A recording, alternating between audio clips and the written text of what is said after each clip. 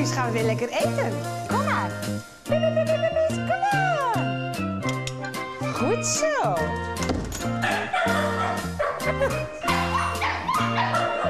Nou, het vangen van de wilde beesten. Kom maar.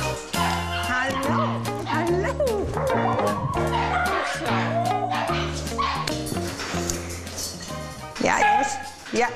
Vertel wat in de camera. Zeg, ik zoek een nieuwe papa en mama voor een poosje. Een pleeggezin zoek ik. Ja, jij zoekt ook een pleeggezin, hè? Hi, wat ben jij lief, hè? Onze puppies gaan vanaf 9 weken in de gastgezinnen.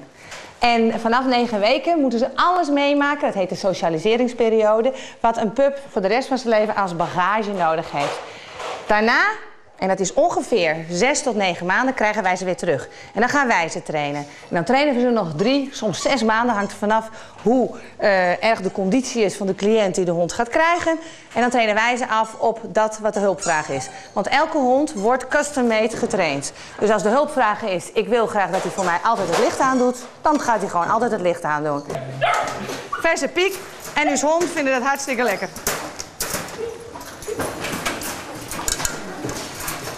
Elke woensdag krijgen dan ook de gastgezinnen een pakket vers eten mee wat ze in de diepvries doen. En waarbij ze elke dag even moeten... Oh, deze doet dan self-service. Is die lekkerder? Ah jongen, dat kan ook. Dat mag best. En voor iedereen die nu gechoqueerd zegt... hoe kan je in godsnaam kip aan een hond geven? Het is niet gebraden, niet gebakken, niet gegrild. En dus is het gewoon niet versplinterbaar. Hey David. Ja, jongen, even wassen. Hartstikke fijn.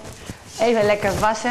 Er zijn heel veel mensen die denken dat honden vies zijn. Als een hondje om het gezicht wast, dat het heel vies is. Ik zal je verzekeren, een tongzoen heeft meer bacteriën over en weer dan wanneer een hondje het gezicht likt. Daarom doen honden dat ook altijd bij autistische kinderen. Die wassen ze helemaal schoon als blijk van affectie. Hè, Demi? We hadden na een oproep in kranten meteen al 12 gastgezinnen. Ik zal je eerlijk zeggen, Hulphond Nederland doet daar bijna een jaar over. Het is echt grandioos hoe het Friese volk met ons meeleeft. En daar zijn we heel erg blij om. Het is namelijk zo, daar waar grote groepen, een roedel honden bij elkaar wonen, worden ze allemaal tegelijk loops. En dan is het een keuze van wie laat je dekken. En dan krijg je allemaal een nest. En zo zijn wij aan 29 pups gekomen uit 2, 4, 6 nesten. En die 29 pups die zoeken niet allemaal een nieuw huis. Want ze worden natuurlijk eerst uitvoerig getest op hun gedrag en hun exterieur. En er zijn er uiteindelijk van de 29, 22 overgebleven. Daarvan hebben we nu 12 geplaatst. En de laatste die we nu nog plaatsen, zoeken we dus een leuk Fries gastgezin voor.